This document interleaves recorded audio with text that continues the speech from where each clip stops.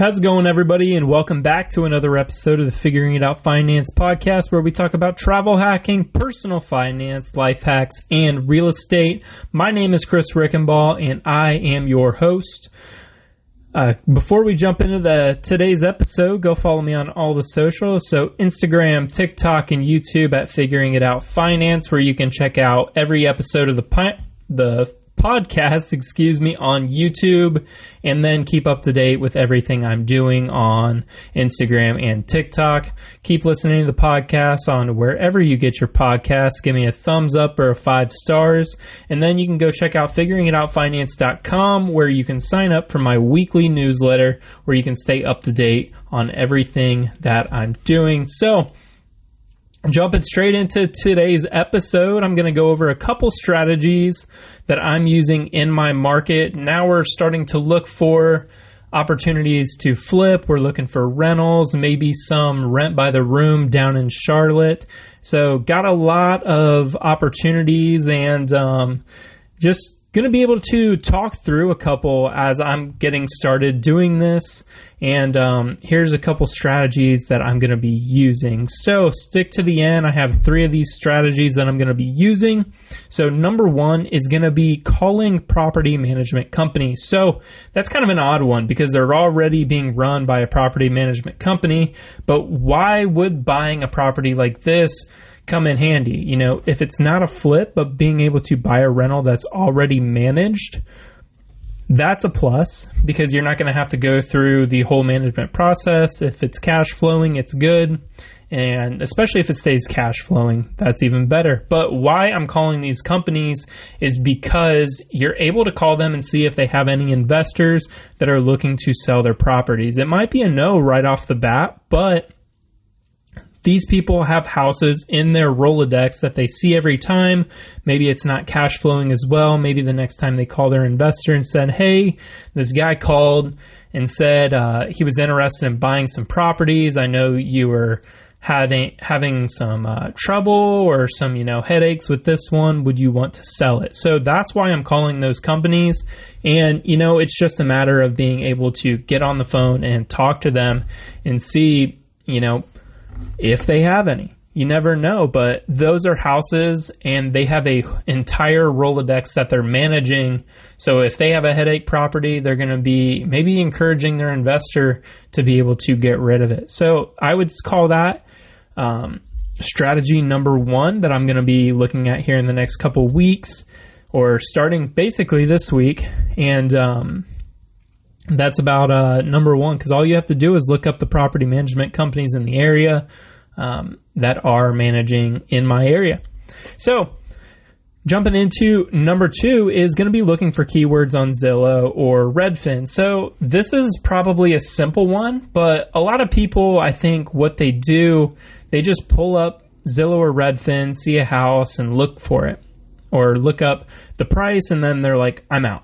So what you really need to do is, when you're looking on these sites, you need to be able to go in and get a little bit more specific. So you're able to see, you're able to go in there and type in specific keywords, and that narrows down your search probably from maybe 100 down to under 10.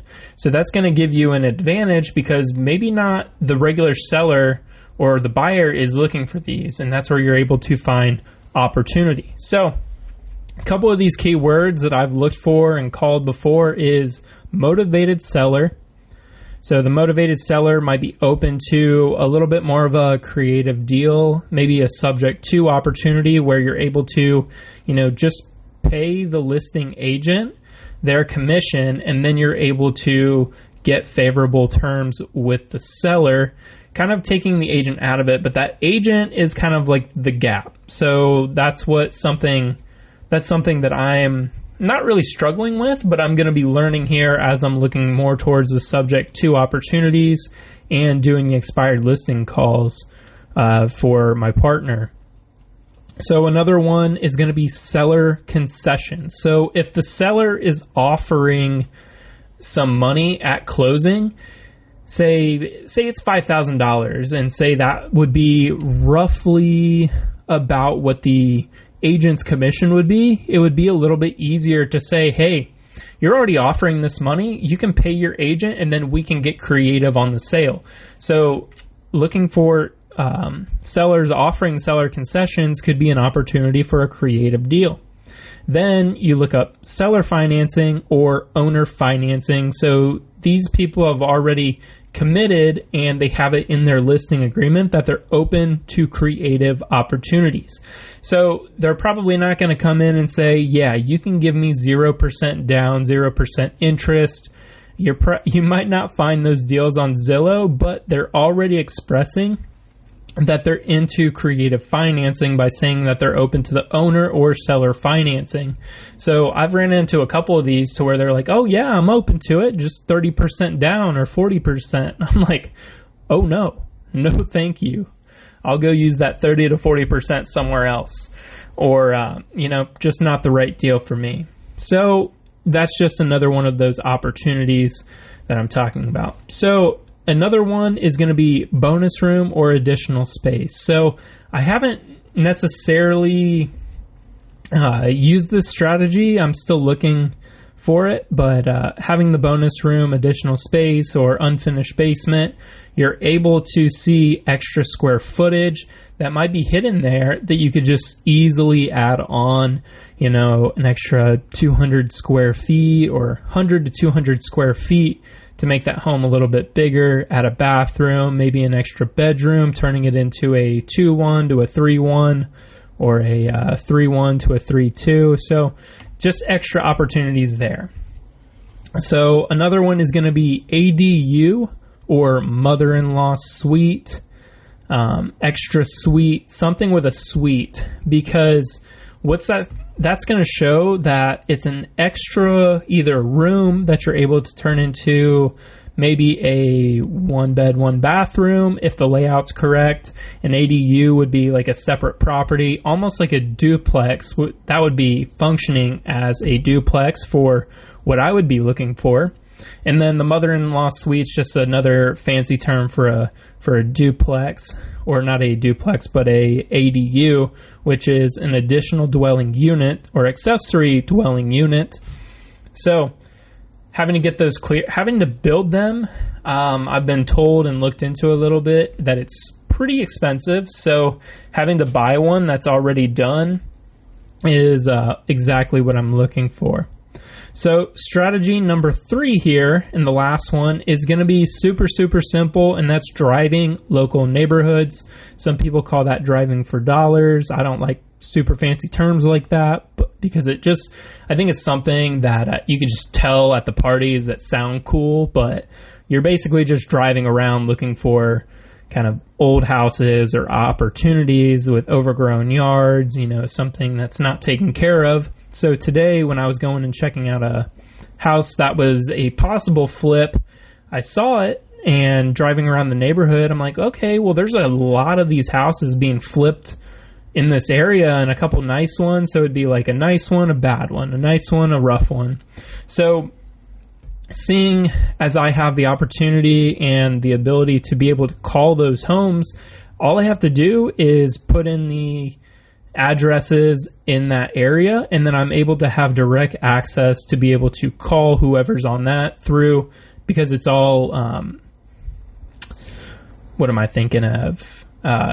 It's all out there in the or it's all public record. So you're able to call these numbers on a couple different platforms. So being as I have the opportunity to do that with my partner, we're able to have direct access to those sellers in that neighborhood, see if they're open to selling or not. So doing that, that's something that I'm going to be getting started here on this week as I'm finishing out my last week of the 12-week year. I'll definitely be doing a episode on that next Monday. It'll probably be episode number 41 as I finish my first 12-week year, and I'm able to kind of go through what I did, how the things have changed, and what's just been going on for this whole 12 weeks.